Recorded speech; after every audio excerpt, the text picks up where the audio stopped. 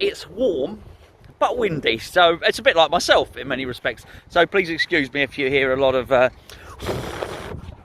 sort of thing. That was me, that wasn't the wind on that occasion. A suggestion from Luke actually for today's walk in the park video. You'll be pleased to know, well, there's baggings there, but the ground is a lot firmer underfoot, certainly. I don't need the full studs today.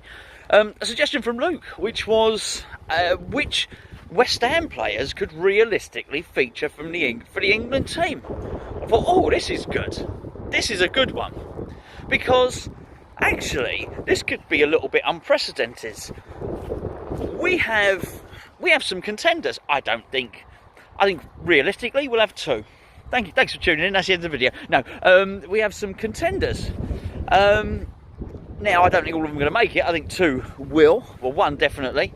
There are some possibles, but there are some that should be in there. Now the Lingard and Rice ones, we'll leave till the end of the video. Certainly, when my arm's starting to ache, I've switched arms. One occurred to me. Craig Dawson. Why not?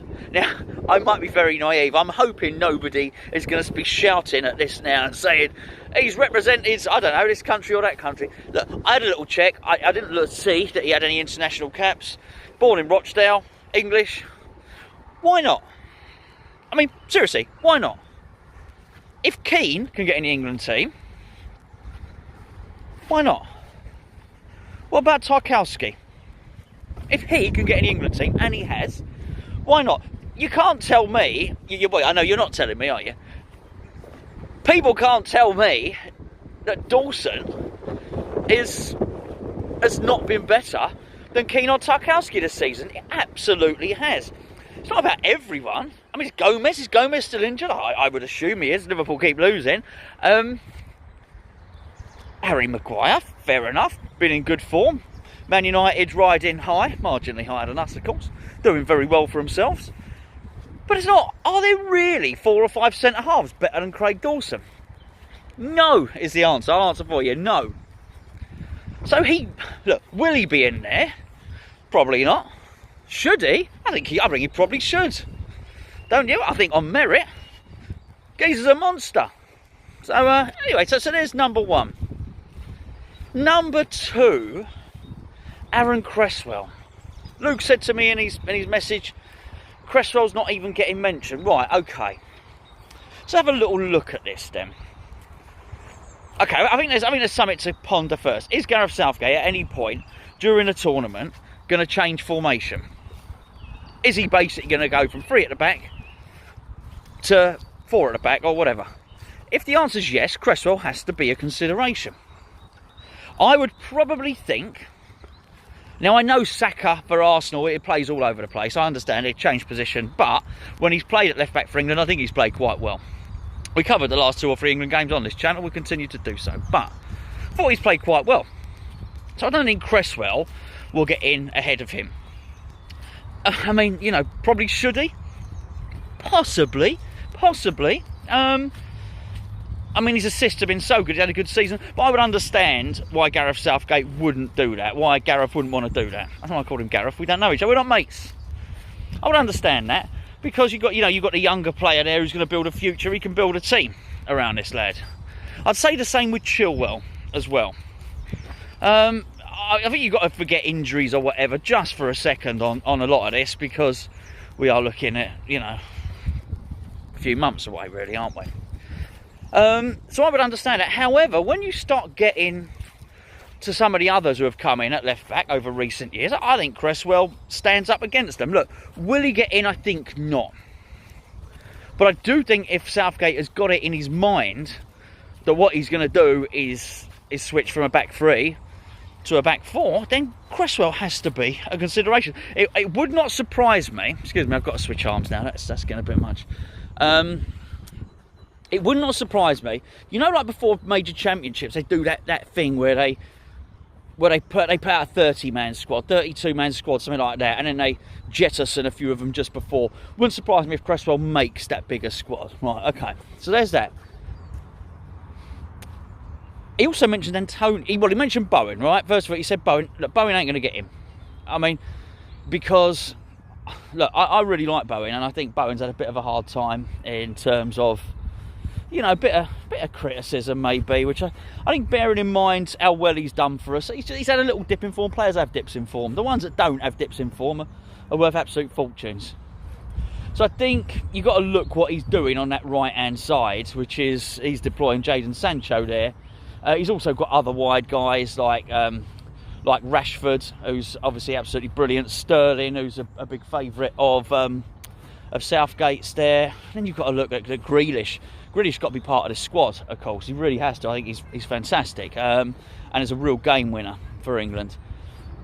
Is Bowen up to the standard of those players? Well, he's not. You know, when I say that, you know, this is not a biased video. I think every West Ham fan should be in the England team, including the Czechs. No, that's going to be an interesting game, by the way. No, this is not about that. This is realistically. So I think no. In answer to your question, Luke, I think no. I think there's no Bowen in this one. Okay, so here's the interesting one. Mikel Antonio. Right, okay. Once again, what's he going to do? How's he... Right, he's got a player there that can play wide and play up front, but he's already got one of those in Rashford. And let's be fair, as much as we love Antonio, he's not as good as Marcus Rashford. I think we're being realistic there. But let's start looking at a few of the others. Better strikers, when they're fit, than Mikel Antonio. Now, I said we wouldn't take injuries into it. I think you've got to a little bit with Ings. Ings has been getting to that England squad a little bit, right? At the moment, I think Antonio gets him. I really do. I mean, he was on the bench the other night, Ings, for Southampton. I think it's an interesting one there. Callum Wilson. I think Antonio gets in over him. I think he started. Well, first game was against us, actually. Look, excuse me, I just spat. Excuse me. Look, I don't know why I was so disgusted, but I think it was because we lost and he ran absolute riot. So Callum Wilson, I think Antonio gets in over him. Look, Harry Kane, Calvert-Lewin, no. But it depends how many he's taking. Once again, do I think it will happen? No. But for the larger squad, yes. And if there are injuries coming to it, I think there's a chance. I know he's maybe not as, let's say, subtle. Say like some of the subtleties, Antonio, that you might associate with an international footballer. But I don't know. I don't know. I'd like to see him get it. I'd love it for his career, and because he's such a nice guy, I'd love to see him get it. You know. Or just get one cap, even if it's in one of the build-up games, one of the warm-up games, or something like that. There's tape around this goalpost. There's tape all over the goalpost. Look at that. The mighty goalpost. I don't know why there's tape all over it. Rusty old goalpost. Anyway, okay, that leaves us with Declan Rice. Declan Rice doesn't even require much discussion at all. One of the first names on the team sheet. One of the best players for England, I think. You know, Gareth will love him. I've said this before. I keep calling him Gareth, don't I? I've said this before. Southgate did this. Southgate transitioned from a centre-half into a defensive midfielder. And did a bloody good job of it. I've got to swap arms again. I think I need to go to the gym. They're all closed. Actually, I need to go to the gym. I've never been to the gym in my life. Maybe a gentle swim or something like that would be more realistic. So Declan Rice is in. Declan Rice is in. Declan Rice is starting. Good, and good for him, and rightly so, and good for England. If you're an England fan, maybe you don't care. If you don't care, you're probably not watching this video anyway. So I think that's interesting. Right, here's the one. Jesse Lingard. I can't do the thing. The J-Lings thing. I can't do it. I tried it the other day. Someone took the mickey. We did it on a Patreon video. Someone took the mickey out of me. But anyway. Look, this is going to be really interesting. If Jesse Lingard finishes the season like he's in the form he is in now, he would have to be in. He would have to be in consideration. It looks like Tuchel at Chelsea, it seems at the moment he's not fancying Mason Mount, right? It just looks that way. It looks like he don't fancy him. So if he's not going to play and Lingard's in this sort of form, I think it's a massive consideration. Again, let's just have a little talk about, I think Foden. Foden is a very, very special player. Foden needs to be in. We're not looking at just one attacking midfielder here. Not at all. Not at all. You know, you're going to want to take two or three. I think the Grealish one is interesting. Personally, I think Grealish is a little bit wasted out on the left there. But obviously plays very well from there. I think give him the freedom in the middle. You can have something special. But I also think Lingard has got to watch out for Dele Alli.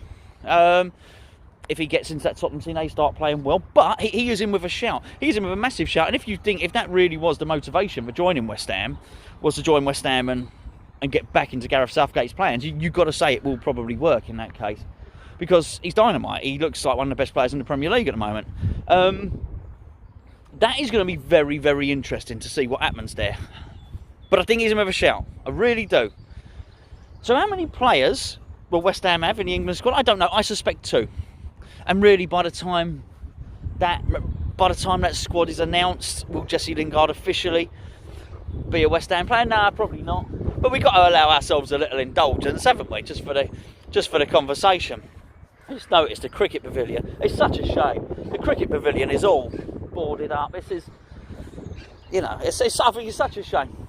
It's such a shame. Did you know, actually?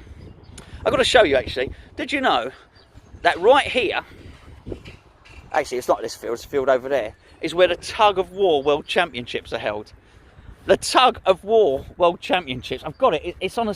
Let me find it. It's on a sign. It's on a sign somewhere. I'll show you. Hold on a second. There you go. You thought I was joking. I wasn't joking. I mean, we are very... In this area, basically, we are much better at tugging than you lot, basically. We're champions. We're very, very dedicated. We have been multiple world tug of war champions, and it's because we practice a lot, basically. We often be down, this is basically our home ground. It's like our home stadium here. This is where the world championships are held and won. And the practice, even till the dark hours of the night, people can be seen to be over here all night long, tugging away and practicing, pulling and tugging and going. There you go. Explains a lot, doesn't it, really? Anyway, so I just thought I would show you that, just in case you didn't believe me. It is the truth. It's the truth because it's written on a sign. I'm just disappointed they didn't type the words fact in a very bold capital font underneath. They probably should have done that, really, shouldn't they? So anyway, Jesse Lingard, Declan Rice. I think that's probably the way it's going to go. He looked at me very weird then. Just what happens, really, isn't it? I guess. Anyway, thank you for joining me on this episode of Dogging with Gonzo. There's the offending... I might change his name to Jesse Lingard, actually.